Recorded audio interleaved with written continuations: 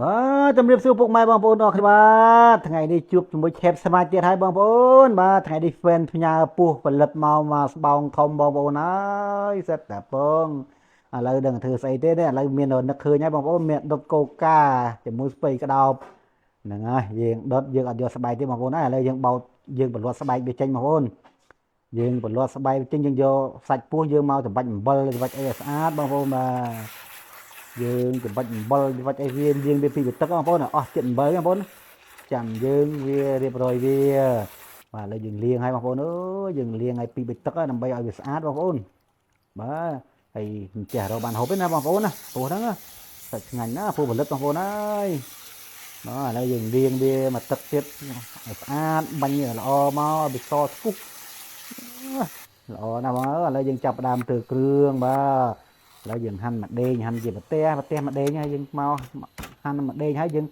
ប្រើគល់ចក្រីបាទបងប្អូនហើយយើងដាក់គល់ចក្រីវា3 4គល់ទៅដើម្បីឲ្យវាកាត់ក្លិនកាត់អីខ្លះហ្នឹងបងប្អូនយើងជិលវាយកបិតយកដៃដំដល់មើលវាតែកម្លាំងនេះស្វាញ់ប៉ុន្មានឆ្វាច់បងប្អូនហើយបាទឥឡូវយើងធ្វើបន្លែទេបងប្អូនសម្រាប់យើងយកតែដុតជាមួយបងប្អូនណាយើងពុះទៅក្តោប3 4ទៅដើម្បីយើងលាងឲ្យស្អាតយើងទុកវាមកដុំណាឥឡូវយើងលាងផ្ទៃក្តោបស្អាតបាទហើយយើងទុកមកដុំ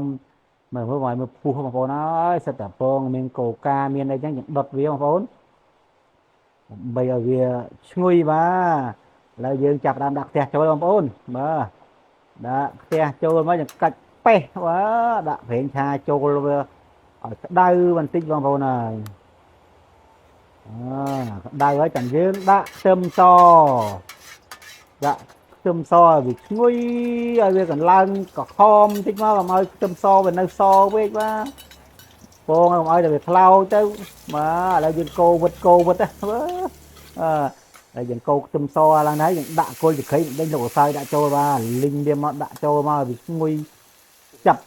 ប់អីគ្នាហើយហ្នឹងយើងចាប់ផ្ដើមដាក់ពោះចូលបងប្អូនណាដាក់ពោះផលិតយើងចូលផងខ្វាច់ចាក់មកពឹបបាទយើងកូរវាបន្តិចទៀតដាក់វាឲ្យស្មើគ្នាឲ្យស្អាតមកបាទយើងចាប់ផ្ដើមវាយគ្រឿងចូលបងប្អូនបាទយើងដាក់ប្រេងខ្យងមកជ្រៅទៅបាទយើងដាក់ទឹកស្អ៊ីវមកឆែកមកអូយើងឈ្ងុយដាក់ប្រេងស្អ៊ីវចូលបាទទឹកត្រីមកជ្រោចមកបងប្អូនអើយបាទយើងដាក់ប៊ីចេងមកបន្តិចមកបងប្អូនអើយបាទ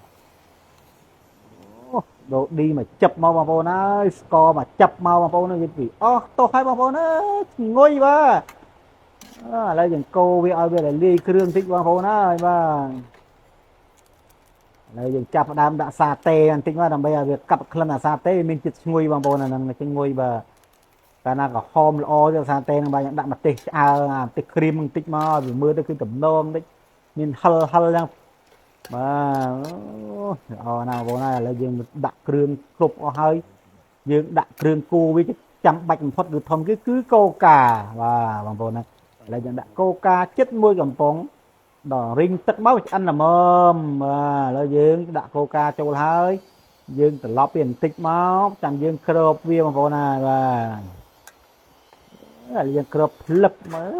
លបាទ25នាទីបងប្អូនអូពុះចូលបងប្អូនហើយពុះចូលបងប្អូនបាទ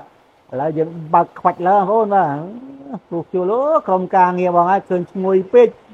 បងឈ្ងុយសំបើកក្លិនទេបងបើក្លិនពឹបបាទកន្លែងនេះដែរបងប្អូនហើយកាមេរ៉ាខ្ញុំក៏ភ្លេចថតដាក់ស្ពៃក្តោបចូលបាទហើយយើងដួសស្ពៃក្តោបចេញបាទវាឆ្អិនហើយស្ពៃក្តោបបាទដាក់ស្ពៃក្តោបចូលយើងដួសស្ពៃក្តោបចេញហើយយើងចាប់ផ្ដើមដាក់ពុះឲ្យរីងឲ្យឃើញនៅក្រខំមើលដំណងបងប្អូនហូបដុតកូកាពុះនេះខ្ញុំនេះអ្នកត្រូវការត្រជាក់ត្រូវម៉ាច់ទេបងប្អូនអើយអែមមកអ្នកត្រូវការត្រជាក់បាទ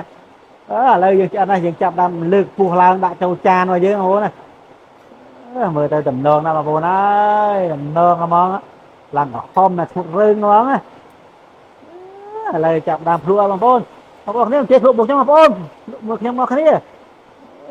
ឆ្ងាញ់ណាស់បងប្អូនអើយឆ្ងាញ់ឥឡូវយើងចាប់ដើមដាក់ពងថ្ងៃមកគ្រាប់មើលលើកចានមើលឈ្ងុយណាស់បងប្អូនអើយដល់ឋានប្រអិនណាបងប្អូនបា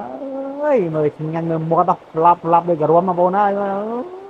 ញាប់ឆ្មេដូចប្រគួយបងប្អូន đầy phong giờ phía phong ngập châu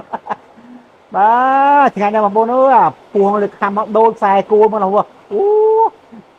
lần mà luôn pra một baเอาคนច្រើនបងប្អូនអរគ្នាបាទបើពេញចិត្តវីដេអូខ្ញុំបាទបងប្អូនជួយ share ជួយ follow ខ្ញុំបាទផងសូមអរគុណច្រើនបាយបាយ